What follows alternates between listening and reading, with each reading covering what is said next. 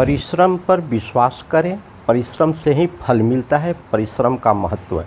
तो चलिए जानते हैं। यहाँ आचार्य चाणक्य आचरण की चर्चा करते हुए कहते हैं कि उद्यम से दरिद्रता तथा जप से पाप दूर हो जाता है। मौन रहने से कलह और जागते रहने से भय नहीं होता है। आशय यह है कि परिश्रम उद्यम करने से गरीबी नष्ट हो जाती है, अतः व्यक्ति को श्रम करना चाहिए ताकि जीवन संपन्न हो सके। भगवान का नाम जपन करने से पाप दूर होते हैं, मन और आत्मा शुद्ध होती है, शुद्ध कर्म की प्रेरणा मिलती है, व्यक्ति दुष्कर्मों से दूर होता है, चुप रहने से झगड़ा नहीं बढ़ता है और अभिप्राय स्थितियाँ टल जाती है तथा जागते रहने से किसी चीज़ का डर नहीं रहता है, क्योंकि सजगता से व्यक्ति चीज़ों को खतरे से पूर्व ही संभल सकता है। अति का त्याग कर देना चाहिए। यहाँ आचार्य चाणक्य अति सर्वत्र वर्जते के सिद्धांत का प्रतिपादन करते हुए कहते हैं कि अधिक सुंदरता के कारण ही सीता का हरण हुआ था, अति घमंड हो जाने पर रावण मारा गया तथा अत्यंत दानी होने से राजा बलि को छाला गया, इसलिए अति सभी जगह वर्जित है। आशय यह है कि सीता जी अत्यंत सुंदरी थी, इसलिए रावण उन्हें उठा ले गया। रावण को अत्यधिक घमंड हो गया था, अतः उसका नाश हो गया, और राजा बलि अति दानी थे, इसी कारण से भगवान के हाथों ठगे गए। भलाई में भी और बुराई में भी अति दोनों ही बुरी तरह से वर्जित है। आचार्य चाणक्य एवं मधुरभाषी को व्यक्तित्व का महत्व गुण बताते हुए कहते हैं कि समर्थवान व्यक्ति को कोई वस्तु भारी नहीं होती, व्यापारियों के लिए कोई जगह दूर नहीं होती, विद्वान के लिए कहीं विदेश नहीं होता, मधुर बोलने वाले के लिए कोई पराया नहीं होता।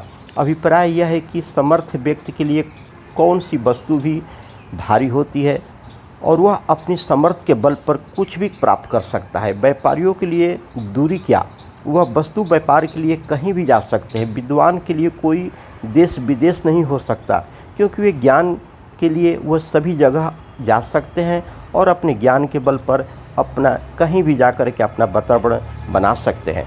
मधुर बोलने वाले व्यक्ति के लिए कोई पराया नहीं होता, क्योंकि मधुर भाषी से वह सबको अपना बना लेता है। आचार्य चाणक्य कहते हैं कि गुणवान एक भी अपने गुणों का विस्तार करके नाम कमा लेता है। उनका कहना है कि वन में सुंदर खिले हुए फूल वाले एक ही वृक्ष अपनी सुगंध से सारे वन को सुगंधित कर देता है। इसी प्रकार से एक ही पुत्र सारे कुल का नाम कर रोशन कर देता है। आशय यह है कि यदि वन में कहीं एक ही वृक्ष से भी सुंदर फूल खिले हों तो उसकी सुगंध से सारा वन महक उठता है। इसी तरह से एक ही सपूत सारे वंश का नाम अपने गुणों से कर्मों से उजल कर देता है, क्योंकि कोई भी वंश गुणी पुत्रों से ही ऊंचा उठता है। इसलिए अनेक गुणहीन पुत्रों की अपेक्षा एक गुणवान पुत्र ही पर्याप्त होता है। इसलिए आज के परिवार नियोजन के संदर्भ में अनेक बच्चों की जगह एक ही बच्चे का होना अत्यधिक सुखकर माना जाता है। आचार्य चाणक्य गुणवान को अति प्रतिपादित करते हुए कहते हैं कि एक ही सूखे वृक्ष में आग लगने पर सारा वन जल जाता है। इसी प्रकार से एक ही कुपुत्र सारे कुल को बदनाम कर देता है, यानी पूरे खानदान को जला करके भस्म कर देता है। आशय यह है कि वन में यदि एक भी वृक्ष सूखा हुआ हो तो उसमें शीघ्र आग लग सकती है और उस वृक्ष की आग से वह सारा जंगल जल करके भस्म हो सकता है। ठीक उसी तरह से यदि कुल से एक भी कुपुत पैदा हो जाता है तो वह सारे कुल को बदनाम कर देता है। अतः सद्गृहस्थ को चाहिए कि संतान को मर्यादा में रखें और उनमें सद्गुण पैदा करने का प्रयास करें। यहाँ भी आचार्य चाणक्य गुणवान के अकेले होने पर भी बहुसंख्य की अपेक्षा कमतरों की सार्थकता प्रतिपादित करते हुए कहते हैं कि जिस प्रकार से अकेला चंद्रमा रात की शोभा बढ़ा देता है, ठीक उसी प्रकार से एक ही विद्वान सज्जन पुत्र कुल को हर्षोल्लासित कर सकता है। अभिप्राय यह है कि एक अकेला चंद्रमा रात के सारे अंधेरे को दूर करके सारी दुनिया को अपने प्रकाश से जगमगा देता है। उसी तरह से एक ही पुत्र हो किंतु गुणवान हो तो सारे कुल के नाम को रोशन कर देता है। इसलिए अच्छे स्वभाव का एक पुत्र सारे वंश का नाम रोशन कर सकता है और परिवार के सदस्यों को आनंदित कर देता है, क्योंकि उसके कारण वे अपने वंश पर गर्व और गौरव अनुभव करने लगते हैं।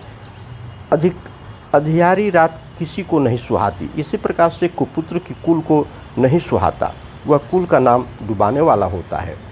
चाणक्य कहते हैं कि एक ही पुत्र की पर्याप्त प्रतिपदा करते हुए कहते हैं कि शोक और संताप उत्पन्न करने वाले अनेक पुत्रों के पैदा होने से क्या लाभ। कुल को सहारा देने वाला एक ही पुत्र श्रेष्ठ है, जिसके सहारे सारा कुल विश्राम करता है। आशय यह है कि अनेक अवगुणी पुत्रों के होने से कोई लाभ नहीं होता है, उनके पैदा होने से सबको दुख ही होता है, किंतु कुल को सहारा देने वाला, उसका नाम ऊंचा करने वाला एक ही पुत्र अच्छा है।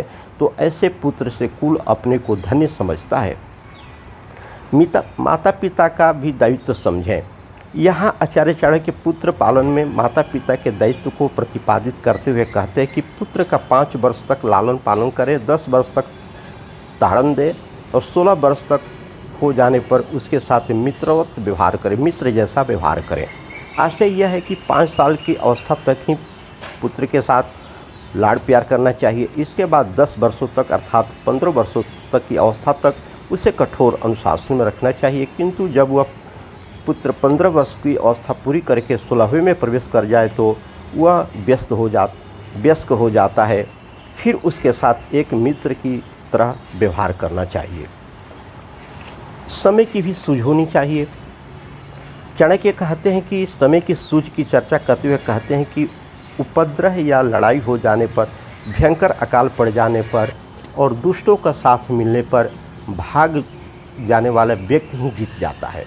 आशय यह है कि कहीं पर भी अन्य लोगों के बीच में लड़ाई झगड़ा दंगा फसाद हो जाने पर, भयंकर अकाल पड़ जाने पर और दुष्ट लोगों के संपर्क में आ जाने पर उस स्थान को छोड़कर के भाग खड़ा होने वाला व्यक्ति अपने को बचा लेता है। ऐसी जगह से भाग जाना ही सबसे बड़ी समझदारी होती है। अगर ये वीडियो आपको अच्छी लगी है तो लाइक करें, सब्सक्राइब करें। धन्यवाद।